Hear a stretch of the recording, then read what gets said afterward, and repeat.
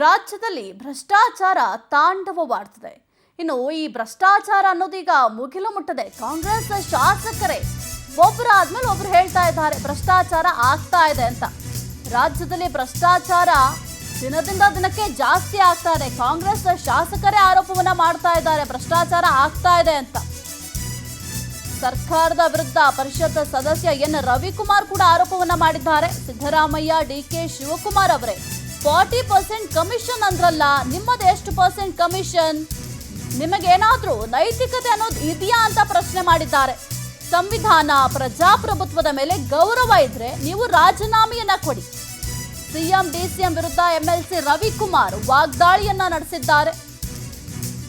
ಇದರ ಜವಾಬ್ದಾರಿಯನ್ನ ಹೊತ್ತು ರಾಜೀನಾಮೆಯನ್ನ ಕೊಡಿ ಅಂತ ಸಿಎಂ ಡಿಸಿಎಂ ವಿರುದ್ಧ ಎಂಎಲ್ಸಿ ರವಿಕುಮಾರ್ ವಾಗ್ದಾಳಿಯನ್ನ ನಡೆಸಿದ್ದಾರೆ. ಇನ್ನು ರಾಜ್ಯದಲ್ಲಿ ಭ್ರಷ್ಟಾಚಾರ ಈಗಾಗಲೇ ತಾಂಡವ ಆಗ್ತಾ ಇದೆ.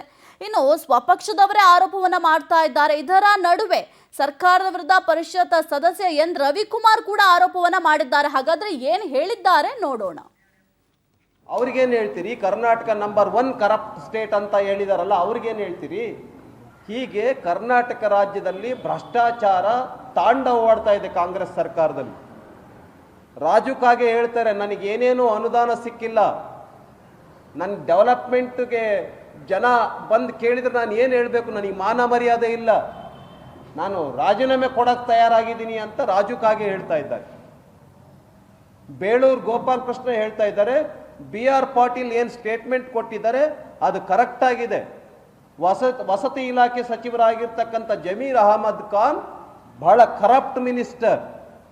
ದುಡ್ಡಿಲ್ದೇನೆ ಮನೆ ಸಿಗ್ತಾ ಇಲ್ಲ ಬಡವರಿಗೆ, ದುಡ್ಡು ಕೊಟ್ರೇನೆ ಮನೆ.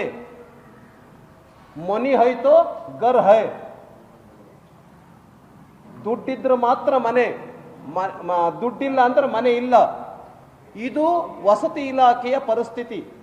ಕರ್ನಾಟಕ ರಾಜ್ಯದಲ್ಲಿ ಭ್ರಷ್ಟಾಚಾರ ತಾಂಡವವಾಡ್ತಾ ಇದೆ. ಭ್ರಷ್ಟಾಚಾರ ಮುಗಿಲು ಮುಟ್ತಾ ಇದೆ.